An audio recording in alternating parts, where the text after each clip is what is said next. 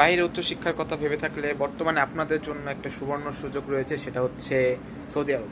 Saudi আরবে দিচ্ছে ফুল fund scholarship bachelor masters দুই প্রোগ্রামের জন্যই।